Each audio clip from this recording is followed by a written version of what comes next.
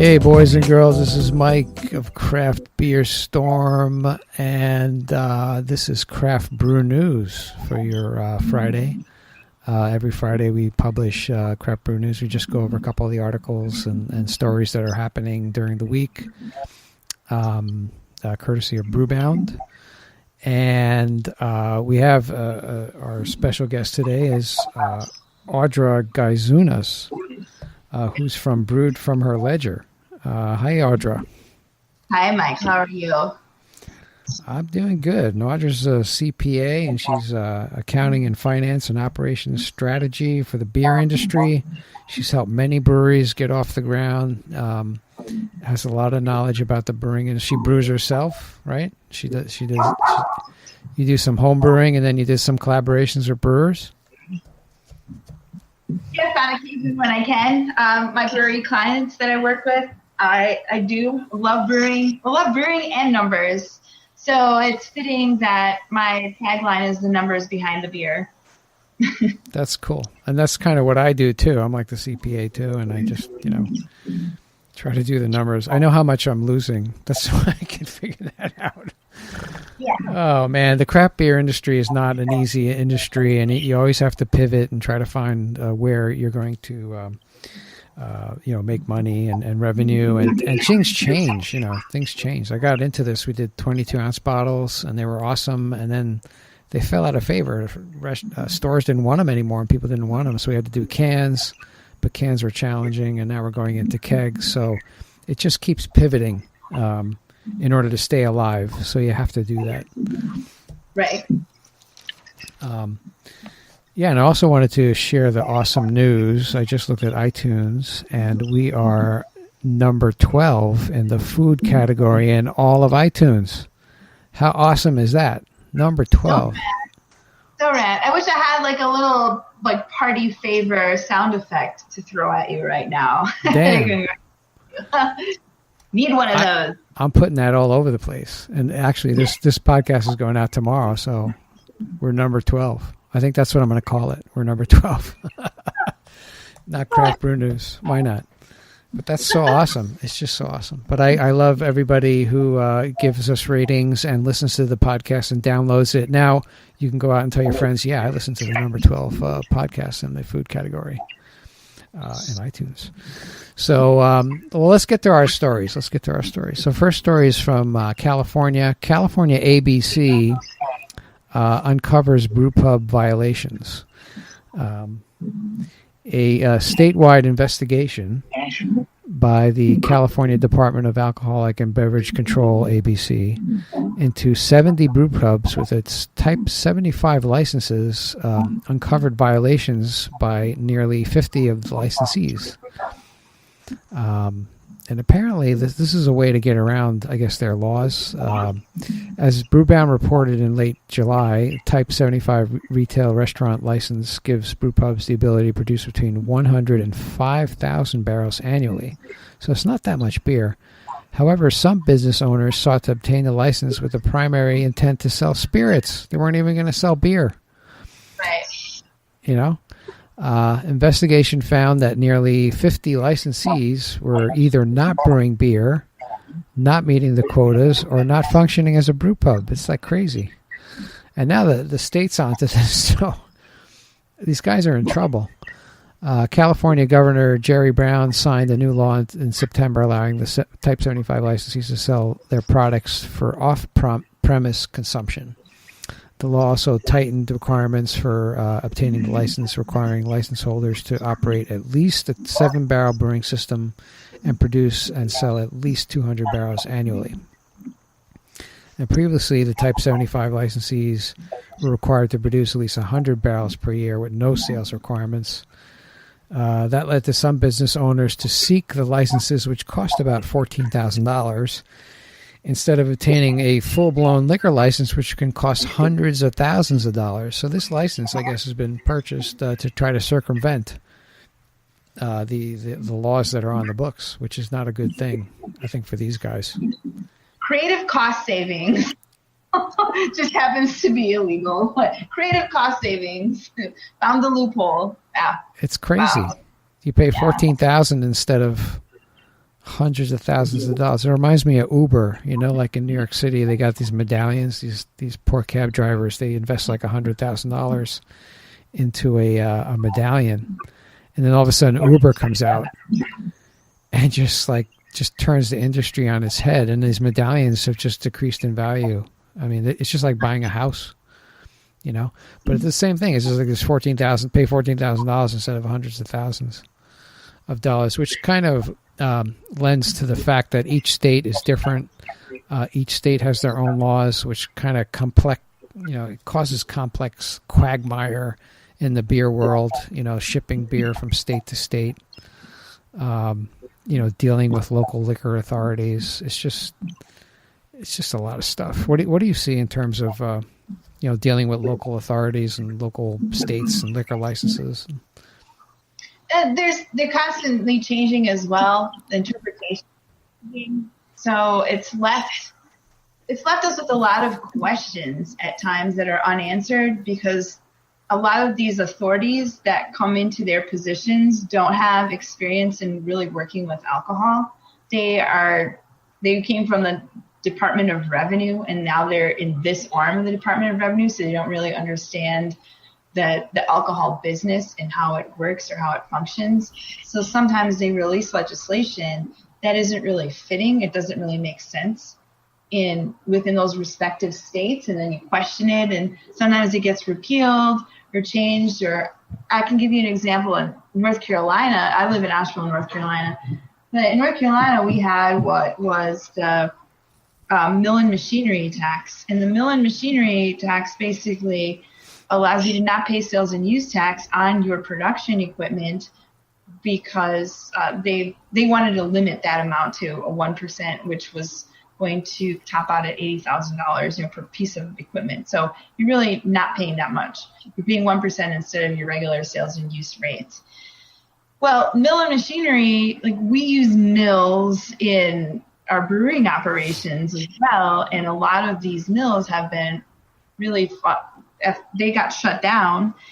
Business moved out of the country, and breweries took over a lot of these different mill facilities. But the mill could also be seen as it wasn't talking about what specific industry it was tied to.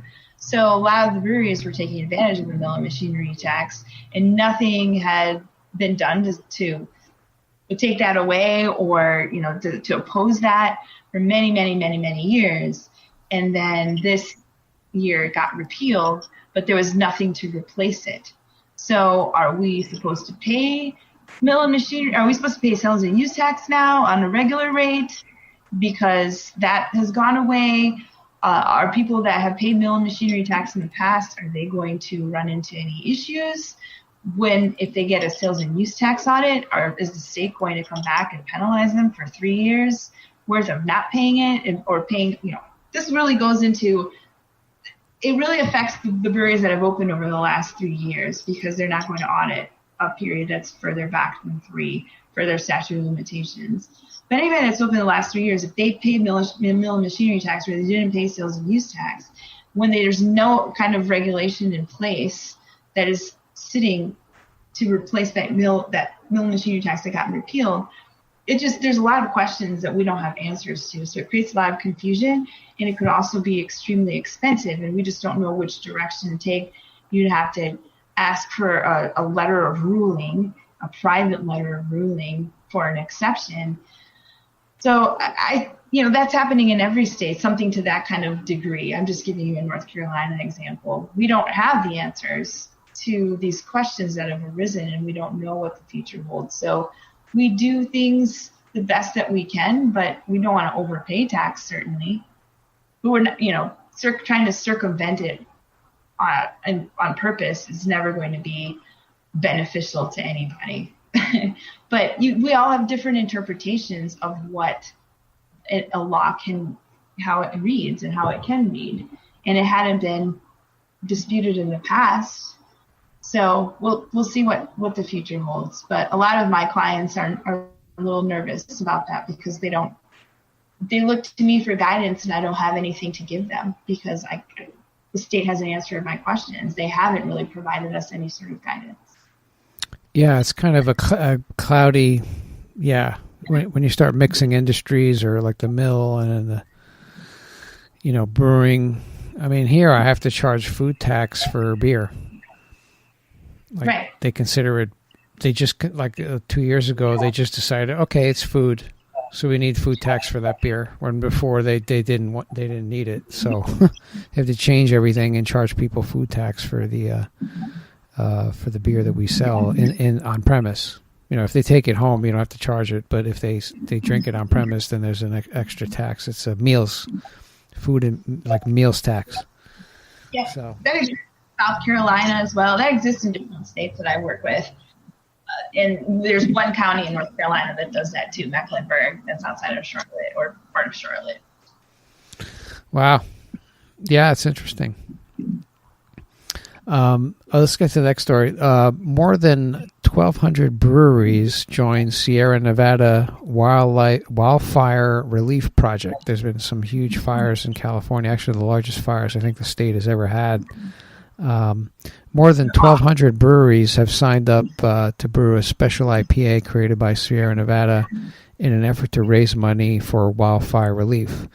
As part of those efforts, beer companies will brew the same beer and donate proceeds to the Campfire Relief Fund, which supports those affected by the California wildfire that killed 88 people, and destroyed thousands of homes and businesses. It was just a horrible fire.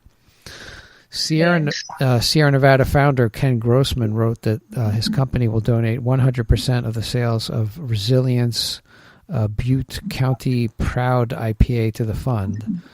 Our hope is to get Resilience IPA in taprooms all over the country to create a solid start for our community's future, Grossman wrote.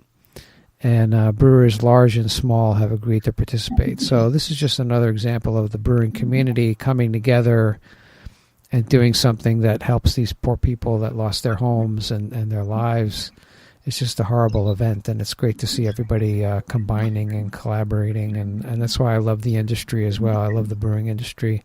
You got real people here, real people who care.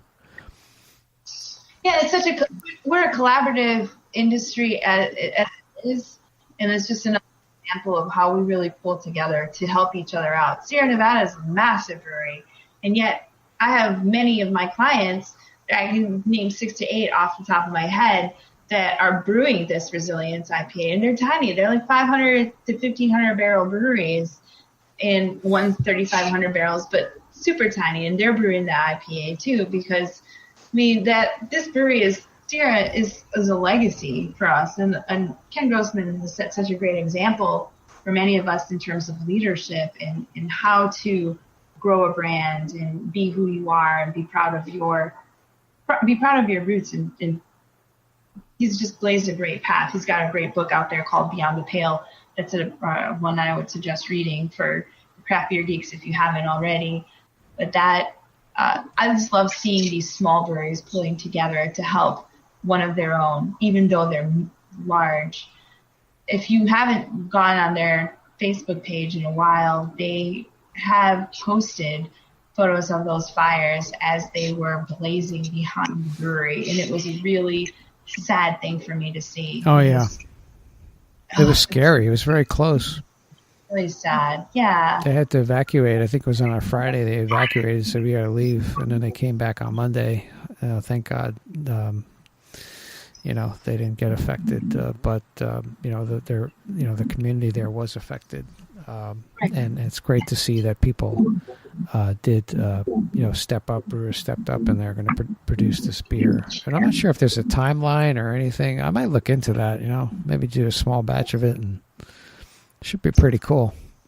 Yeah, absolutely. I would definitely look that up. So that's a great story. Our next story is New Belgium. New Belgium Brewing launches Up Next Rotator series with a Brut IPA. This is a new style. I included this article because I just keep hearing about Brut IPAs, Brut IPAs, Brut IPAs. The New Belgium Brewing's brand new Up Next series taps into the brewery's tradition of innovation by offering easy drinking, unique and flavor bending beers that reflect evolving trends in food and drink. And this Brut IPA, a bubbly and effervescent brew, perfect to ring in the new year, is first up in its Up Next series. I got to try to find some. I don't know if they say. I know they have the flat tire here in the Northeast, and they're distributing all over the place. But inspired by the sparkling wine and partner Dick Cantwell's foray into brewing, Brut IPAs at sister brewery Magnolia Brewing in San Francisco, New Belgium's Brut IPA pours a bright and bubbly platinum blonde with white grape and tropical aromas that give way to a refreshingly dry finish. That sounds delicious. The beer offers a crisp alternative to hazy fruit-forward IPAs.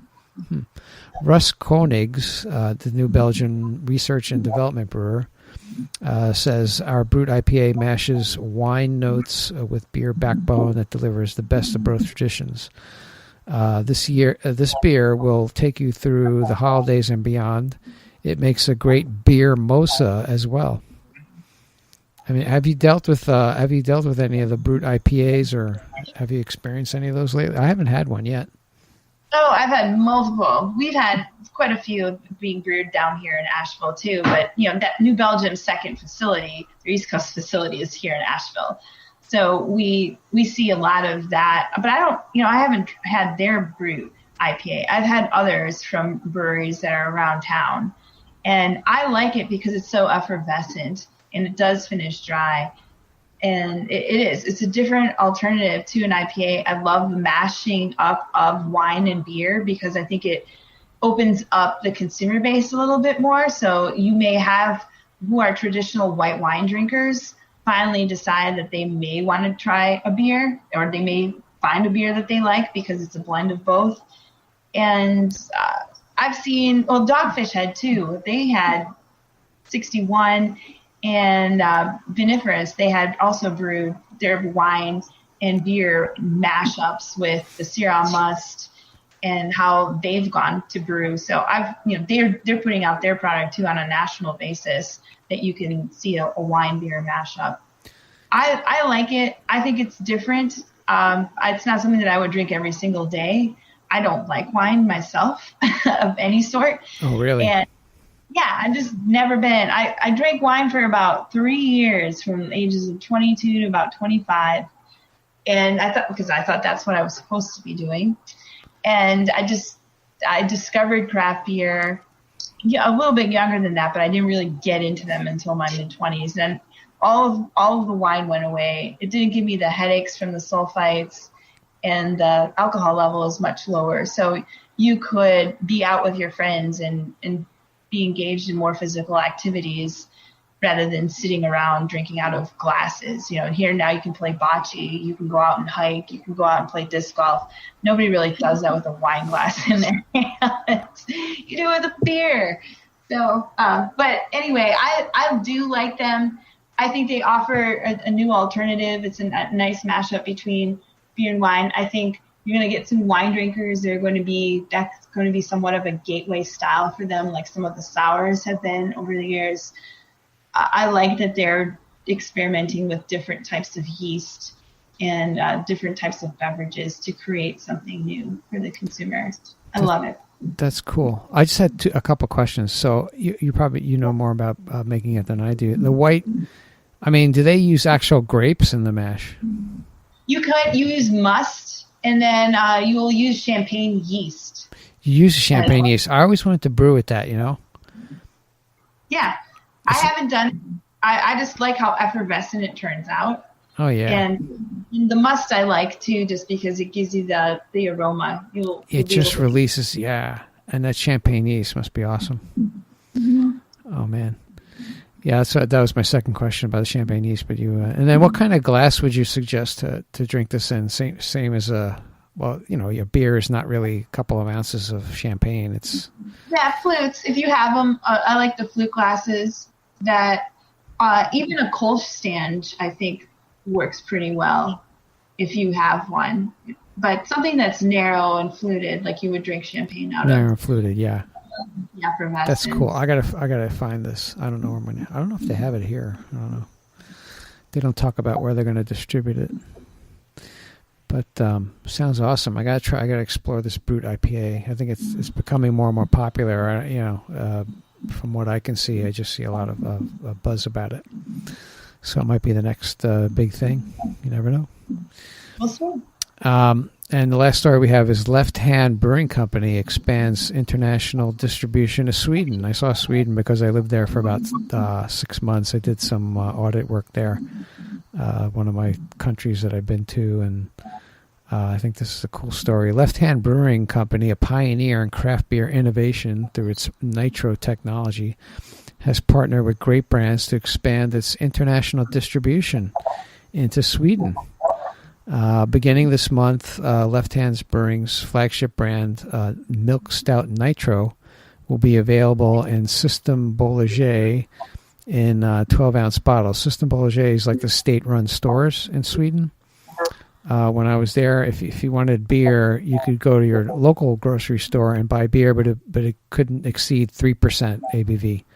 But System Bolaget is controlled by the state, actually the country, and you can get ABV above 3%, like the same beer, but it would be like a 5 or 6% or more.